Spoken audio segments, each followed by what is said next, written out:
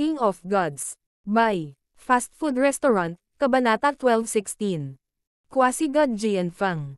Iyan ang Sky Lotus Dark Green Grass at Golden Essence Fruit. Nakita ng may-ari ng stall sa tabi ni Zhao Feng ang dalawang bagay na kinuha ni Zhao Feng, at ang kanyang mga mata ay agad na nag-alab sa pagnanasa. Ang Sky Lotus Dark Green Grass at Golden Essence Fruit ay mahalagang mapagkukunan na nagharap ng napakalaking tukso sa sinumang rank for True God. Pagkatapos, sinulyapan niya si Zhao Feng at napagtanto na hindi siya isang True God.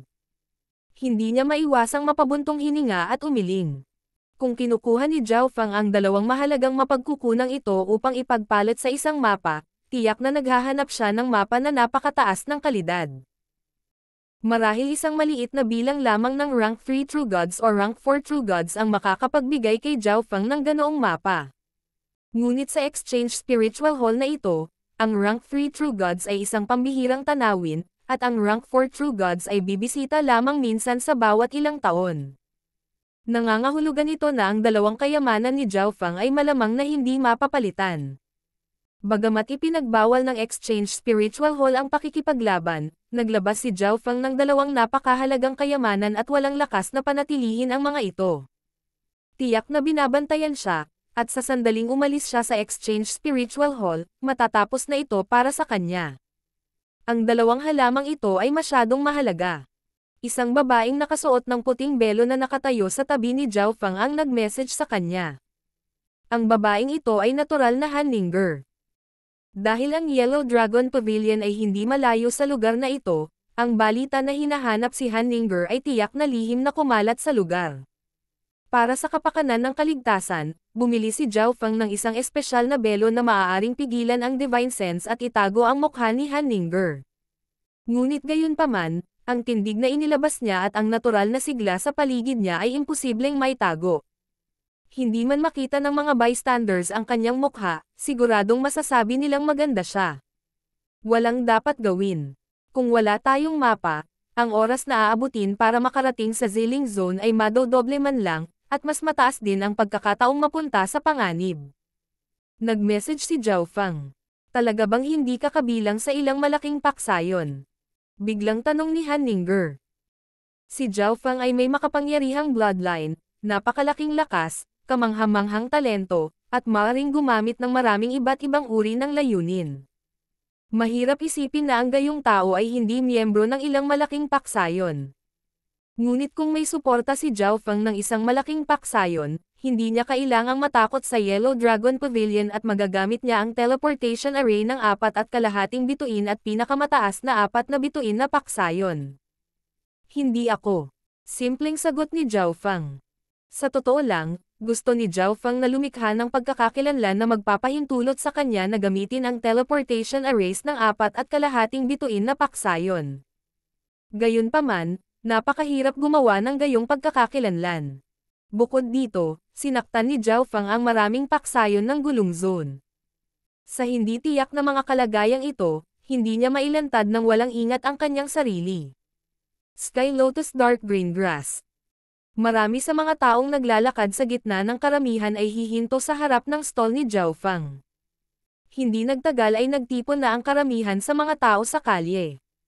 Brat, anong uri ng mapa ang gusto mo? Tanong ng isang medyo may edad na. Ang kanyang katawan ay tila walang kamalay-malay na naglalabas ng enerhiya ng ghost daw.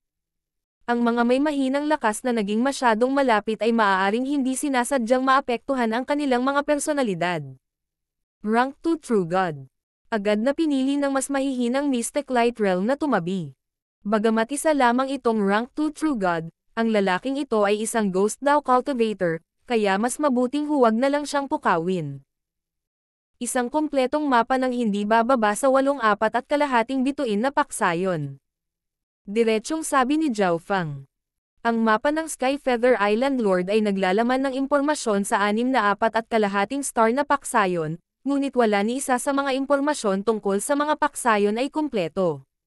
Brat, masyadong mataas ang presyo. Mayroon akong kumpletong mapa ng 6 na pangkat na 4.5 bituin. Gusto mo bang magpalit? Nanlamig ang mukha ng nasa katanghaliang gulang na lalaki, at isang makamulto na panggigipit ang nagsimulang magtipon sa paligid ni Zhao Feng. Isang mahinang ungol si Hanlinger. Maliwanag na ang kanyang peak Mystic Light Realm cultivation ay nahirapang labanan ang pressure nitong rank 2 True God. Umalis ka sa harapan ko.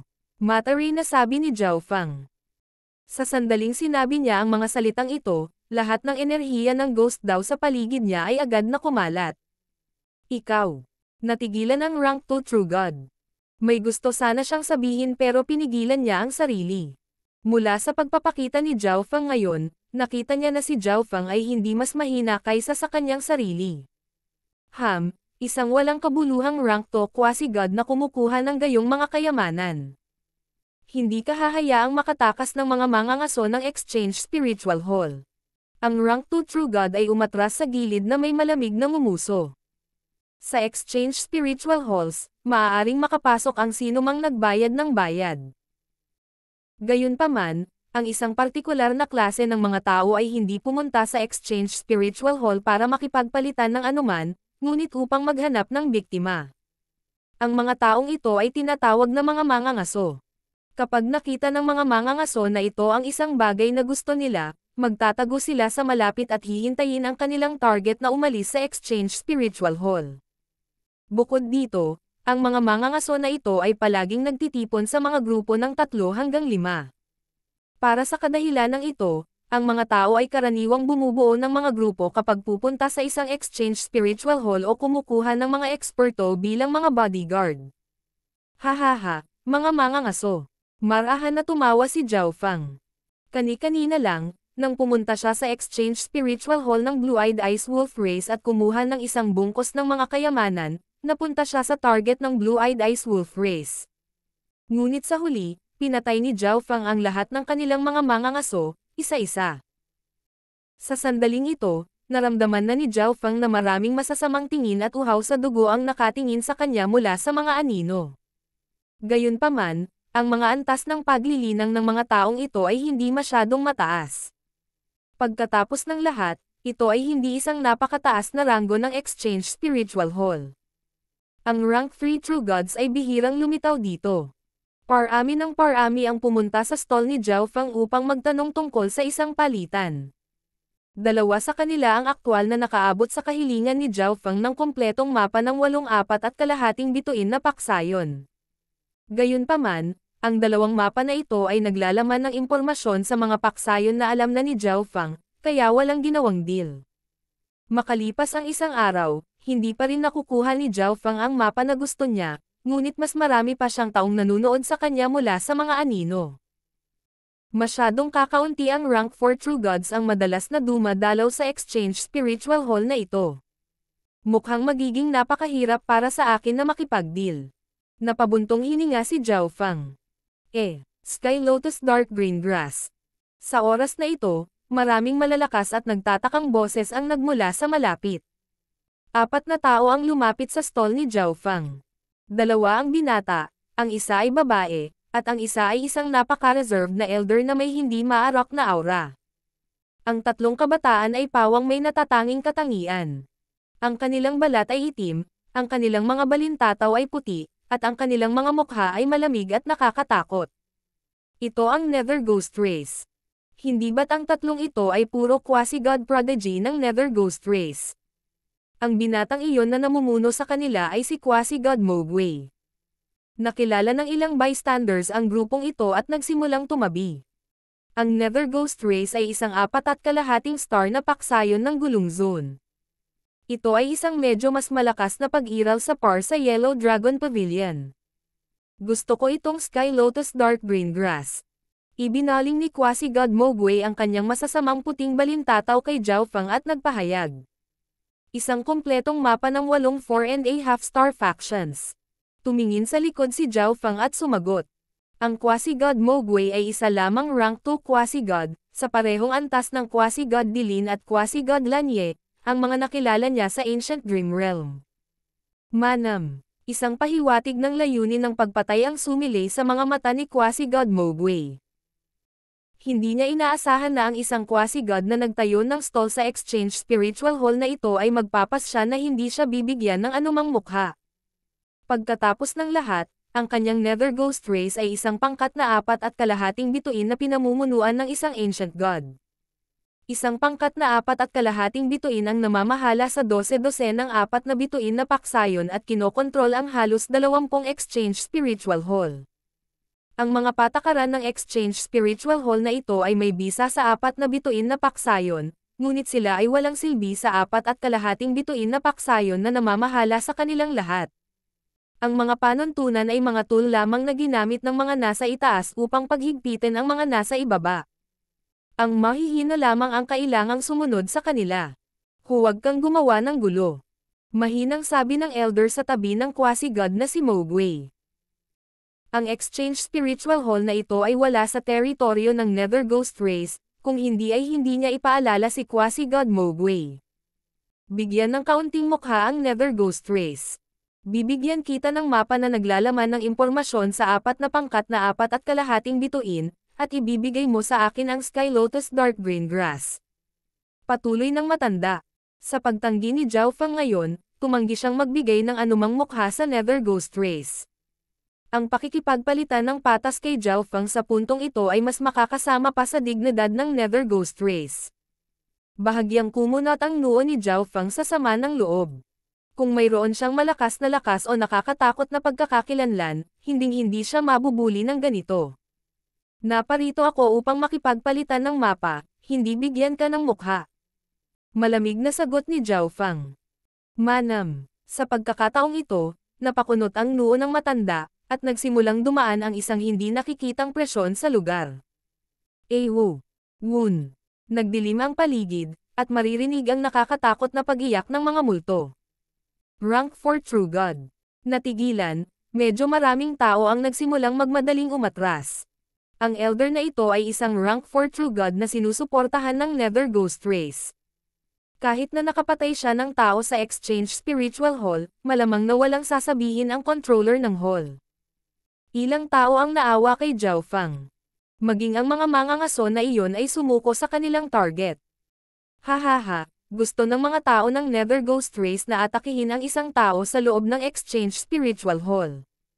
Nagmumula ang tawa sa malapit. Kumislap ang mga mata ni Zhao Feng. Nakita niyang pamilyar ang boses, ngunit hindi niya maalala kung saan. Hindi ba ito ang quasi-god Jian Feng ng Sky Haze Race? Lumingon ang quasi-god na si Mowgli ng Nether Ghost Race na may malamig na tingin sa figurang lumilipad dito. Ang elder ng Nether Ghost Race ay sumulyap ng ilang sulyap sa asol na buhok na matandang babae na nakatayo sa likod ng quasi-god na si Jian Feng. Quasi-god Jian Feng, ano ang ibig mong sabihin dito? Ang aking Nether Ghost Race ay tiyak na hindi nakagawa ng ganoong bagay. Malamig na pinandilatan ni quasi-god Mowgli si quasi-god Jian Feng. Brother Zhao, hindi ko akalain na makikita kita dito. Ang quasi-god na si Jian Feng ay dumiretso kay Zhao Feng na may ngiti sa kanyang mukha. Ang quasi-god Jian Feng, ang kahangahangang Sky Haze Race, ay ang mismong nasa Phoenix Forest na nag-imbita kay Zhao Feng at ang Golden Armed Race na salakayin ang Phoenix Nest. Ngumuso si quasi-god Mowgli, ang kanyang ekspresyon ay madilim. Nagtanong lang siya ng quasi-god Jian Feng, ngunit hindi siya pinansin ni Jian Feng at dumiretso sa may-ari ng stall. Gayunpaman, medyo nagulat si Mowgli nang marinig na tinawag ni quasi-god Jian Feng ang may-ari ng stall na Brother Zhao. Medyo may reputasyon si quasi-god Jian Feng sa Sky Haze Race. Ang sino mang tinawag niyang kapatid ay kailangang may katayuan. Ito ay isang mapa ng 8.25 bituin o mas mataas na mga paksayon. Gusto ko ang Sky Lotus Dark Green Grass. Biglang nagsalita ang elder ng Nether Ghost Race, kumuha ng Jade Token na kakabrand lang niya sa impormasyon. Ang Sky Haze Race ay isang peak 4-star faction, na mas malakas kaysa sa Nether Ghost Race. Kilala pa ng quasi-god na si Jian Feng si Zhao Feng. Sa madaling salita, kung gusto ng Nether Ghost Race ang Sky Lotus Dark Green Grass, makakagawa lang ito ng patas na palitan. Paumanhin, magsasara ako ng shop. Sa isang mahinang ngiti, iniligpit ni Zhao Feng ang 2 halamang gamot, binuwag ang stall, at nagsimulang maglakad patungo kay Jian Feng. Bagamat isang beses lang niya nakilala ang quasi-god Jian Feng, ang quasi-god na ito ay may napaka-refresh at relaxed na personalidad. hindi siya isa para sa mga pagkana at pagtataksil. Kung hindi, ang quasi-god Jianfeng ay hindi darating sa kanyang sarili upang tulungan si Zhao Feng mula sa kanyang problema. Malinaw na gusto niyang makipagkaibigan kay Zhao Feng. Dahil ito ang kaso, malamang na makuha lang ni Zhao Feng ang mapa na gusto niya mula sa Sky Haze Race, o marahil ay direktang gamitin ang teleportation array nito. Dahil dito, hindi na kailangang ipagpatuloy ang pagpapakita ng kanyang mga paninda sa stall. Junior, napakatapang mo. Ang mga mata ng elder ng Nether Ghost Race ay kumikinang na may masamang liwanag, at huminto siya sa pagitan ng bawat salita niya. King of Gods, Kabanata 12:17. Gulong Martial Gathering. Junior, napakatapang mo. Ang mga mata ng elder ng Nether Ghost Race ay kumikinang na may masamang liwanag, at huminto siya sa pagitan ng bawat salita niya. Ang nagyayelong layuning ito na pumatay ay kakaiba kaya't nang inag ang lahat sa malapit. Tara na, sa galit na single, pinaalis ng elder ng Nether Ghost Race ang kanyang mga junior. Kung hindi dahil sa katotohanang naruroon ang mga tao mula sa Sky Haze Race at nakilala ni quasi-god Jianfeng si Zhao Feng, napatay na sana niya si Zhao Feng. Nang mawala na ang mga tao sa Nether Ghost Race, lahat ng iba ay agad na nakahinga ng maluwag. Ang panggigipit at layunin ng pagpatay ng isang rank 4 True God ay hindi madaling tiisin. Anong delikado? Hindi ko akalain na may kakilala din pala siya sa Sky Haze Race. Bahagyang nagulat si Han Ninger. Bagamat sapat ang lakas ni Zhao Feng na hindi siya papatayin ng isang rank 4 True God, tiyak na malantad silang dalawa. Sa kabutihang palad, may kakilala si Zhao Feng mula sa Sky Haze Race, na nagpapahintulot sa kanya na lutasin ang krisis na ito nang hindi lumalaban.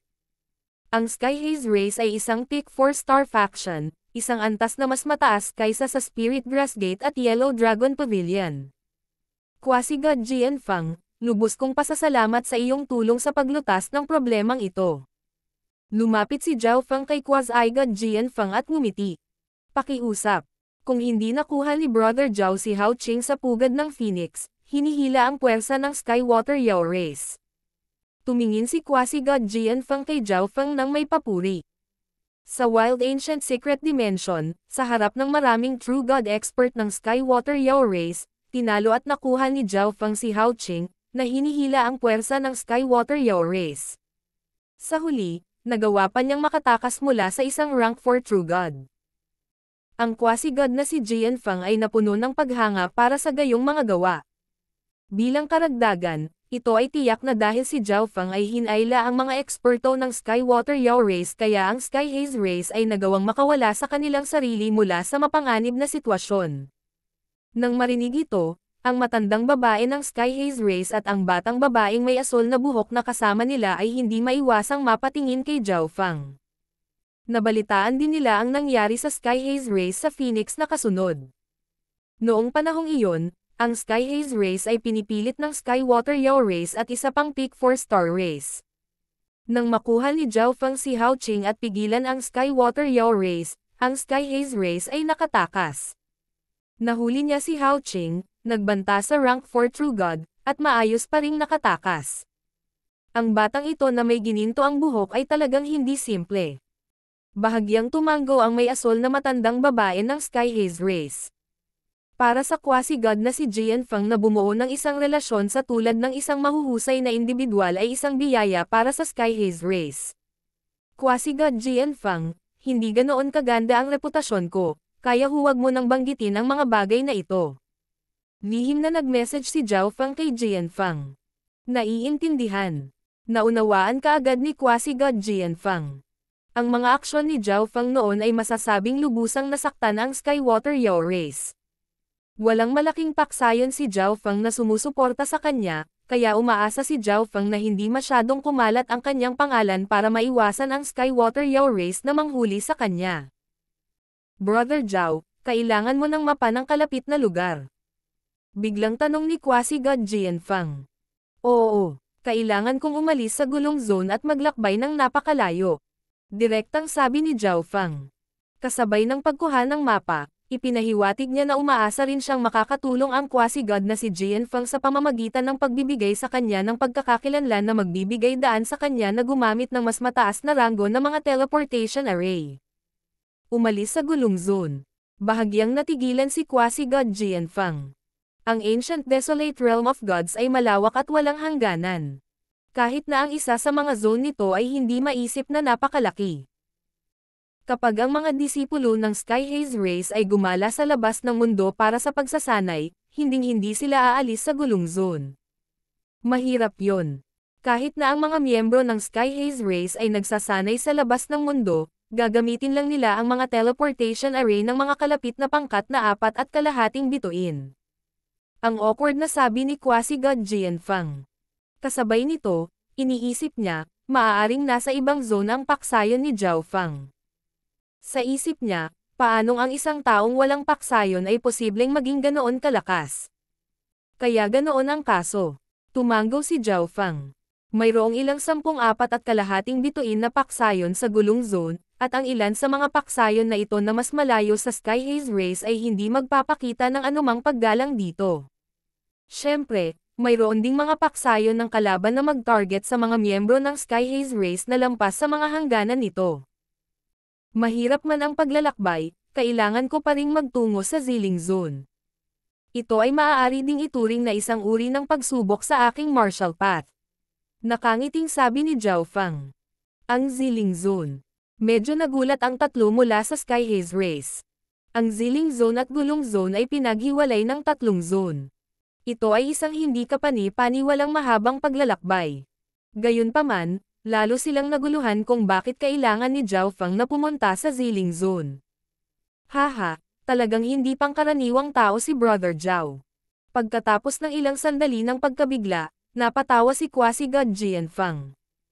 Kahit na siya ay isa lamang quasi-god, gusto pa rin ni Zhao Feng na tumawid sa tatlong zone. Ang katapangan at determinasyong ito ay tunay na nanalo sa paghanga ni Jianfeng. Brother Zhao, kung pupunta ka sa aking Sky Haze Race, matutulungan kitang makatipid ng oras sa iyong paglalakbay. Pero mayroon din kaming sariling mga bagay na dapat asikasuhin, kaya ito lang ang maitutulong ko sa iyo. Pagkatapos sabihin ito, nagpadala si quasi-god Jianfeng ng asol na bola ng liwanag mula sa gitna ng kanyang noo. Whoosh! Hindi napigilan ni Zhao Feng, hinayaan ang bola ng liwanag na bumaon sa kanyang noo.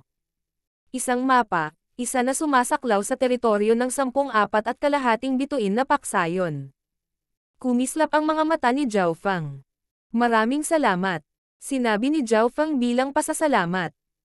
Ang mapa na ito ang pinakamalaking mapa na quasi-god na makukuha ni Jianfeng mula sa Sky Haze Race. Bukod dito, ang mapa na ito ay napakadetalye, halos parang ito ay isang maliit na modelo. Tama iyan.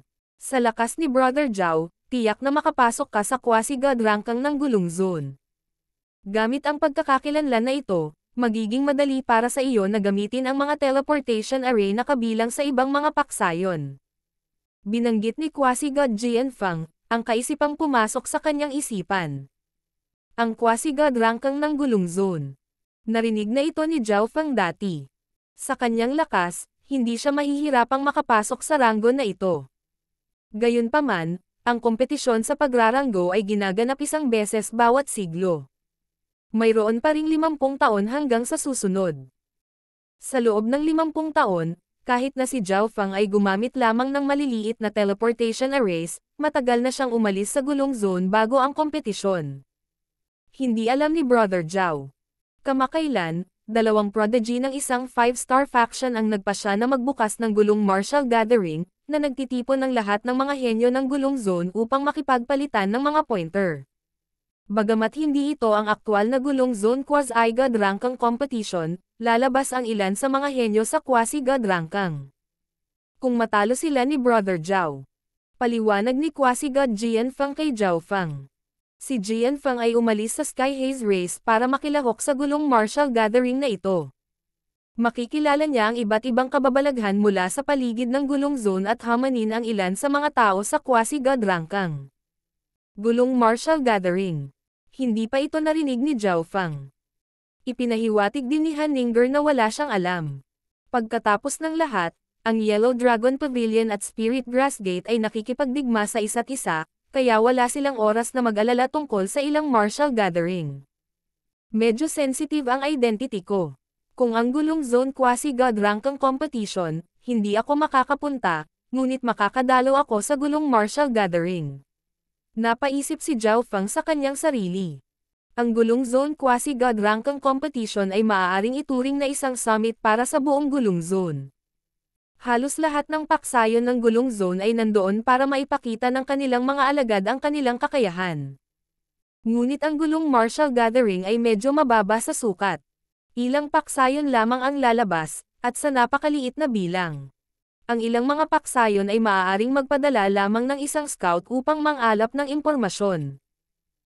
Kung hindi takutol ang Sky Haze Race, sana ay maisama mo ako para maranasan itong gulong martial gathering. Tumingin si Zhao Feng sa trio mula sa Sky Haze Race at ngumiti.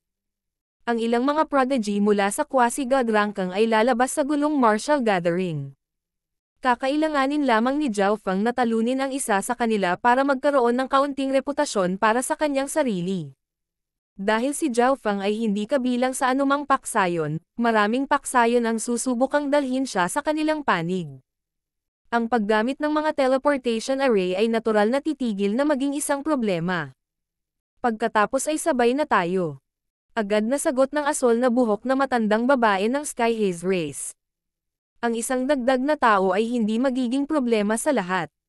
Bukod dito, gusto niyang makita ang mga kakayahan ni Zhao Feng para sa kanyang sarili. Ang taong ito ay, biglang lumingon ang matandang babae kay Han Ninger. Sa kanyang makapangyarihang divine sense, nakikita lang niya ang isang bahagi ng mukha ni Han Ninger. Gayunpaman, walang kapintasan ang kutis ni Han Ninger. Maging ang malabong mukha na ito ay sapat na upang pabagsakin ang mga bansa. Higit sa lahat, ang kilos ni Han Ninger at ang kakaibang sigla na nakapaligid sa kanya ay tunay na pumukaw sa pagkamausisa ng matandang babae. Ito ang nakababatang kapatid ko.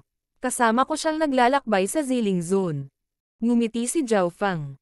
Ang pagtawag kay Han Ninger na kanyang nakababatang kapatid ay maiiwasan ang paghihinala ng iba.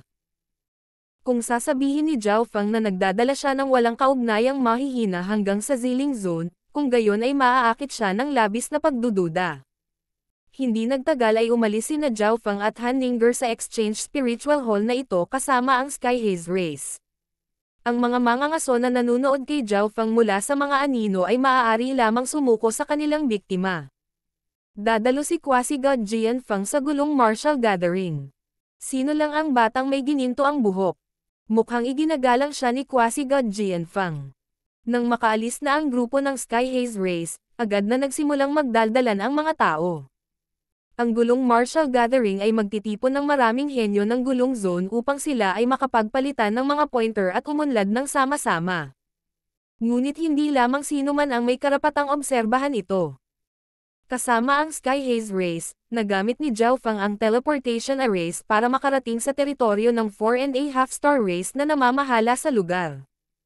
Gamit ang teleportation array sa ilalim ng kontrol ng 4.5 bituin na ito, si Zhao Feng at ang Sky Haze Race ay nakapaglakbay sa teritoryong pinalawak ng 5 o 6 na 4-star factions. Ito ang teritoryo ng Stellar Tower. Ang gulong martial gathering ay ginaganap sa loob ng 5-star mountain ng Stellar Tower. Paliwanag ni quasi-god Jian Feng kay Zhao Feng. May isang buwan pa bago magsimula ang gulong martial gathering. Ang Sky Haze Race ay maaaring ituring na dumating ng maaga. Dahil dito, pinili ng grupo na manatili sa malapit na Exchange Spiritual Hall. Brother Zhao, itong Exchange Spiritual Hall ay pinamamahalaan ng Stellar Tower. Ito ay nasa mas mataas na antas kaysa sa mga ordinaryong Exchange Spiritual Hall na pinamamahalaan ng 4 na bituin na paksiyon. Sa paglalakbay na ito, ang quasi-god na si Jian Feng ang pinakamadaldal sa lahat. Kasunod niya ay ang quasi-god girl ng Sky Haze Race, habang halos walang sinabi si Han Ninger. Ma'am, iba talaga. Sa pagtingin sa paligid, nakita ni Zhao Feng na ang Exchange Spiritual Hall na ito ay hindi bababa sa 5 beses na mas malaki kaysa sa Exchange Spiritual Hall ng Sky Feather Island. Ang isang ordinaryong tao lamang ay walang pangitain upang makita kung saan ito natapos.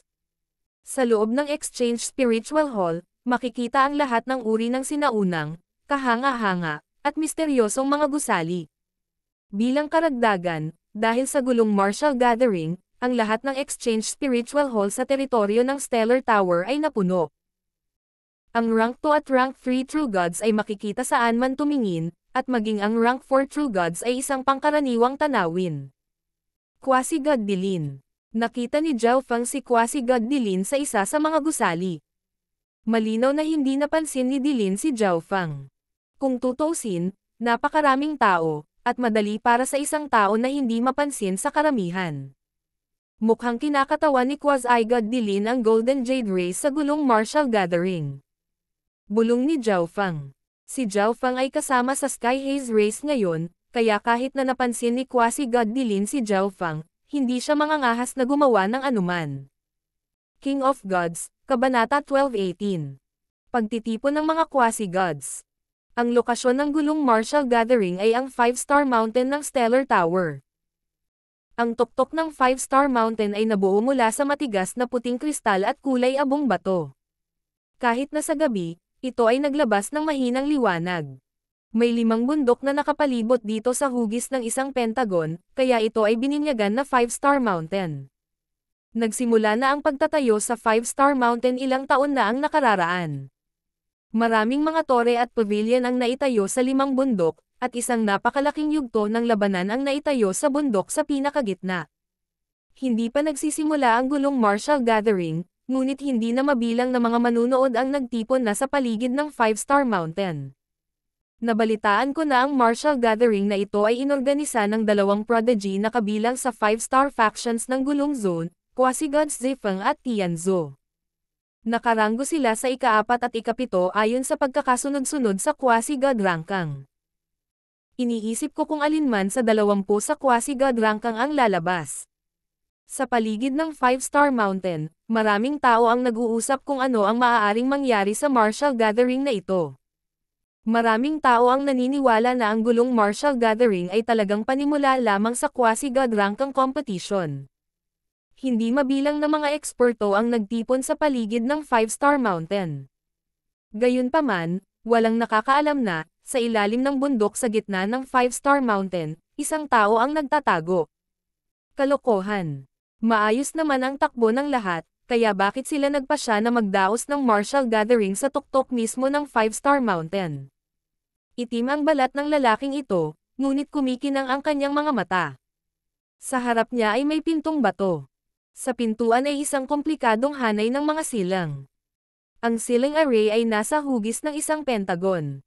Ang kapangyarihan ng 5 elements ay kumalat mula sa bawat sulok ng pentagon upang protektahan ang espasyong ito. Ang lugar na ito ay tiyak na isang lugar na ginamit ng 5 elements God Lord na nilinang. 4 na taon na ang nakalipas. Isang piraso na lang ang layo ko para masira ang selyong ito. Nakakross ang paa sa harap ng pinto ang lalaking nakaitim ang balat. Isang bilog na disk ang nasa kanyang mga kamay, nagpapalabas ng mga daloy ng liwanag na dam-alloy sa 5 elements seal. Ang 5 elements ng God Lord ay isang gumagala na God Lord. Kapag pumapasok sa pag-iisa, mahilig siyang magbukas ng isang personal na sukat at maglagay ng isang protection sa ibabaw nito. Baka sa mukha ng lalaki ang pananabik na tingin. Ilang pulgada na lang ang layo niya mula sa pagbukas ng ceiling array. Malaki ang posibilidad na ang 5 elements God Lord ay nag-iwan ng kayamanan sa loob. Sa kasamaang palad, ang gulong martial gathering ay magaganap sa loob ng isang buwan sa 5-star mountain. Bilang karagdagan, ang hanay na ito ay may katangiang nakapagpapagaling sa sarili. Kung itinigil niya ang proseso, dahan-daang mababawi ang array. Ito ay isang natatanging katangian ng 5 elements arrays. Dahil dito, ipinagdasal ng lalaking itim ang balat na ito na maagang matapos ang martial gathering. Sa Exchange Spiritual Hall, namamasyal sina Zhao Feng, Han Ninger, at ang 2 prodigy mula sa Sky Haze Race. Ibang level talaga. Nakikita ko ang rank 3 True Gods kahit saan ako tumingin, at kahit ilang rank 4 True Gods. Pag-ungol ni Zhao Feng. Sa kanyang God Spiritual Eye, napansin pa ni Zhao Feng ang ilang mga eksperto na may napakalakas na aura. Malaki ang posibilidad na sila ay mga True God experts na mas mataas sa rank 4. Maliban doon, karamihan ay mga quasi-gods sa paligid. Pagkatapos ng lahat, ang mga pangunahing tauhan ng martial gathering na ito ay ang mga quasi-god expert. Napakaraming quasi-gods, at lahat sila ay bahagi ng nakababatang henerasyon. Hindi maiwasang isipin ni Zhao Feng ang Continent Zone, at isang mahinang ngiti ang lumitaw sa kanyang mukha. Sa Continent Zone, ang pinakamalakas na cultivation level na naabot ng nakababatang henerasyon ay ang Emperor. Napakakaunti sa kanila ang nakapasa sa Mystic Light Realm. Ngunit sa Ancient Desolate Realm of Gods, tanging ang mga nakakuha ng maluwalhating antas ng quasi-god ang matatawag na mga henyo. Hindi ba ito ang quasi-god na si Jian Feng? Sa sandaling ito, isang matalim na boses ang umalangaw-ngaw sa pandinig ng lahat. Sumulyap si Zhao Feng at nakita ang dalawang quasi-god prodigy ng Nether Ghost Race. Ang tagapagsalita ay tiyak na quasi-god Mogwai. Quasi-god Jian Feng ng Sky Haze Race. Ang mga tao sa paligid ay agad na nagsimulang tumitig kay quasi-god Jian Feng. Noon pa man ay may bulong-bulungan sa labas ng mundo na ang quasi-god Jian Feng ng Sky Haze Race ay naiintindihan ang level 2 wind intent at may mataas na pagkakataong makapasok sa top 20 ng quasi-god rankang. Kung ikaw ay dumating para manood ng palabas, kaya bakit hindi ako pwede? Matalas at brutal ang counter ni quasi-god Jian Feng. Naiwang walang imak si quasi-god Mogwai. Sa mga tuntunin ng pagbak, ang Sky Haze Race ay mas malakas kaysa sa Nether Ghost Race. Sa mga tuntunin ng personal na lakas, siya ay tunay na walang kapantay para sa quasi-god na si Jian Feng. Nagulat ako na may dumating na brat na tulad mo dito, pero bet ko na hindi ka maglalakas loob na umakyat sa stage sa martial gathering. Walang magawa si Mogwai kay Jian Feng, kaya ginamit niya si Zhao Feng para ilabas ang kanyang galit. Kasabay nito, gusto niyang pukawin si Zhao Feng na lumaban sa martial gathering. Kung aakyat si Zhao Feng sa entablado, si quasi-god na si Mogwai ang unang sisira at ipahiya siya. Hindi mo kailangang mag-alala tungkol dyan. Malamig na sagot ni Zhao Feng. Hahaha, quasi-god Mogwai, nag-aalala lang ako na kapag umakyat si Brother Zhao sa entablado, ikaw ang hindi mangangahas.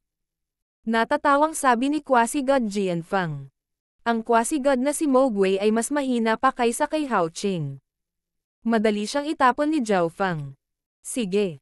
Pagdating ng panahon, tingnan ko kung sino sa atin ang hindi maglalakas loob na magpatuloy.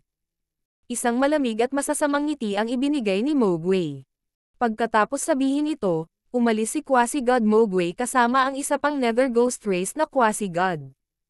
Brother Zhao, pagdating ng oras, kailangan mo siyang bigyan ng malakas na palo. Ngumiti si Jian Feng. Matagal na siyang pagod sa paningin ni quasi-god Mogwai. Sa kabila ng kanyang maliit na lakas, itong Nether Ghost Race quasi-god ay patuloy na nagyayabang at nagyayabang saan man siya pumunta. Tara na at subukan ang mga delicacy ng Sea Pearl Tower. Iminungkahi ni quasi-god Jian Feng. Narinig ko na ang Sea Pearl Tower ng Exchange Spiritual Hall ng Stellar Tower ay nagluluto lamang ng seafood, at ang lasa ay hindi kapanipaniwala. Nasa sabik na sabi ng dalaga mula sa Sky Haze Race. Sige, subukan natin. Tumanggo si Zhao Feng. Si Zhao Feng ay naging abala sa pagmamadali mula noong umalis siya sa Sky Feather Island, kaya oras na para makapagpahinga siya ng kaunti. Ang Sea Pearl Tower ay halos kapareho ng St. Pearl Tower sa Exchange Spiritual Hall ng Sky Feather Island, ngunit mas kahanga-hanga ang Sea Pearl Tower. Bukod dito, dalubhasa ito sa pagkaing dagat, at ang mga delicacy nito ay may sariling kakaibang lasa. Nagkataon lang na, nang dumating ang grupo ni Zhao Feng, katatapos lang ng isa pang grupo ng mga bisita. Zhao Feng, ang swerte mo. Nandito rin si quasi-god Tianzhu. Pagkatapos makaupo, bumulong si quasi-god Jian Feng. Siya yon. Isa siya sa mga organizer ng gulong martial gathering. Nakatuon ang tingin ni Zhao Feng sa pinakasentro ng restaurant. Isang babaeng nakaputing damit ang nakaupo sa mesang ito. Ang kanyang balat ay puti at malambot, at ang kanyang mga mata ay parang malinaw at kumikinang na mga kristal. Nagpakita siya na parang isang matayog at marangal na diwata. Abay nagsuot siya ng belo sa kanyang mukha, na pinipigilan ang sinuman na makakita sa kanyang buong mukha. Nang iangat niya ang kanyang belo para kumain ay nakita ng mga tao ang kanyang nakakaakit na cherry red lips. Tama iyan. Ang quasi-god na si Tianzhu ay isang henyo ng isa sa 35 star na paksayon ng Gulong Zone. Siya ay nasa ikapitong ranggo sa quasi-god ranking, at mayroon siyang hindi mabilang na mga tagasunod sa Gulong Zone. Dahil sa kanya kaya napakaraming tao ang pumunta sa gulong martial gathering na ito. Nagdaldalan si quasi-god Jianfeng. Si quasi-god Jianfeng ay interesado rin sa kanya. Biglang sabi ni Zhao Feng na nakangiti. Sino ba ang hindi mahilig sa kagandahan? Walang pag-aalinlangan na umamin si quasi-god Jianfeng. Tumanggaw si Zhao Feng. Imposibleng makita ang kabuuan ng mukha ni quasi-god na si Tianzhu, ngunit may isip ng isa na siya ay isang babaeng may hindi kapani-paniwalang kagandahan. Kung isa sa alang-alang ang kanyang talento at suporta, imposibleng hindi siya sambahin ng nakababatang henerasyon ng Gulong Zone. Buzz. Pinaandar ni Zhao Feng ang kanyang kaliwang mata. Sa isang iglap, tinusok ni Zhao Feng ang belo sa mukha ni quasi-god Tianzhu. Isang napakarilag na mukha ang naaninag sa mga mata ni Zhao Feng. Hindi kasing ganda niya. Bahagyang umiling si Zhao Feng. Dahil sa puting damit at belo ni quasi-god Tianzhu, naalala ni Zhao Feng si Liu Chengxen. Naalala pa rin ni Zhao Feng ang makapidyo hiningang tanawin na sumalubong sa kanya nang alisin ng maliit na pas ang magnanakaw ang belo ni Liu Chengxen.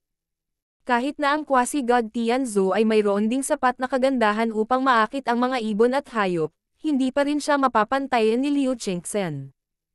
Manam. Biglang nahulog ang mga mata ni quasi-god Tianzhu kay Zhao Feng. Lahat ng lalaking nakapaligid sa kanya ay nakatingin sa kanya na puno ng paghanga. Tanging itong lalaking may gininto ang buhok ang bahagyang umiling nang makita siya at mukhang wala sa sarili. Ito ay lubos na hindi nasiyahan sa quasi-god Tianzhu. Kahit na hindi siya ang pinakamalakas na babae sa quasi-god ranking, tiyak na siya ang pinakamaganda. Kasabay ng kanyang lakas at pag-alalay, paanong may isang lalaki sa Gulong Zone na hindi interesado sa kanya? Ngunit ang lalaking may gintong buhok na ito ay umiling. Quasi-god Tianzhu, anong problema? Ang mga lalaking nakapaligid sa kanya ay nakatutok sa quasi-god na si Tianzhu. Dahil dito, nakita nila ang kaunting pagbabago sa kanyang ekspresyon. Ngayon pa lang, bahagi ang kumunot ang mga kilay ni quasi-god Tianzhu na para bang hindi siya nasisiyahan. Brat, ginawa mong hindi masaya si quasi-god Tianzhu. Isang gwapo at matikas na lalaking nakaitim ang sinundan ng tingin ni quasi-god Tianzhu at nakita si Zhao Feng, at isang malamig na saway ang agad na lumabas sa kanyang bibig. Kaya ang brat na iyon. Unti-unting napansin ng ibang mga lalaki si Zhao Feng, at lumitaw ang puot sa kanilang mga mata.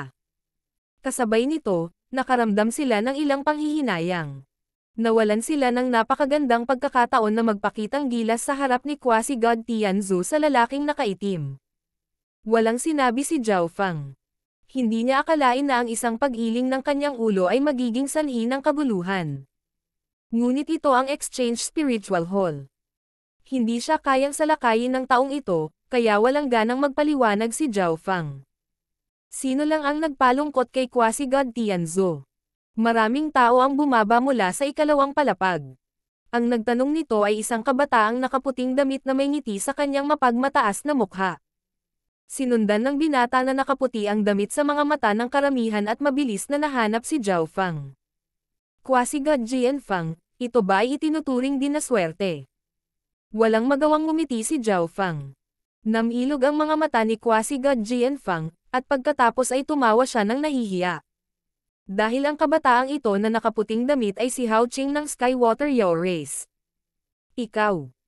Ang mga mata ni Hao Qing ay naging madilim, at ang kanyang buong katawan ay nagsimulang manginig sa galit. Noon, hindi lang siya natalo ni Zhao Feng sa harap ng napakaraming tao, kundi na hostage pa siya. Sa huli, napilitang tumakas si Zhao Feng sa Forest of Death. Nagulat siya nang biglang kumalat ang death mist sa Forest of Death. Marahil ito mismo ang nagbigay daan kay Zhao Feng na mabuhay. Hao Qing, anong problema? Bulong ng isang malayong lalaki na may nakakaakit na kagandahan na nakatayo sa tabi ni Hao Qing. Quasi-god Lin Guang ng Skywater Yao Race. Agad na nakatuon ang lahat sa lalaking nakatayo sa tabi ni Hao Qing. Tunay na si Hao Qing ay isang henyo ng Sky Water Yao Race, ngunit ang pinakamalakas na henyo ng Sky Water Yao Race ay si Quasi-God Lin Guang, na nireranggo sa ika-17 sa Quasi-God Rangkang. Hindi ko akalain na darating din si Quasi-God Lin Guang. Isang pagnanais na lumaban ang kumislap sa mga mata ni Quasi-God Jianfeng. Isa pa sa nangungunang 20 Quasi-Gods ang lumitaw. Siya ang mula sa Wild Ancient Secret Dimension. Natural na hindi ipapaliwanag ni Hao Qing ang bagay ng malakas. Sa halip, nag-message siya kay Lin Guang. Nang matanggap ang mensahe ni Hao Qing, ang Quasi-God na si Lin Guang ay huminga ng malamig, at ang hangin sa paligid ay agad na naging malamig at madilim. Gayunpaman, dahil ito ay isang exchange spiritual hall na kabilang sa Stellar Tower at naruroon din ang Quasi-God Tianzhu, natural na hindi umatake si Quasi-God Lin Guang. Haha, ang brat na ito ay nakakasakit ng maraming tao. Pumunta din ba siya para sumali sa gulong martial gathering? Matapos masaktan si Quasi-God Lin Guang, malamang na hindi na siya maglalakas loob na humakbang papunta sa fighting stage. Ang nakapalibot na mga Quasi-Gods ay hindi maiwasang matuwa sa kasawian ni Zhao Feng.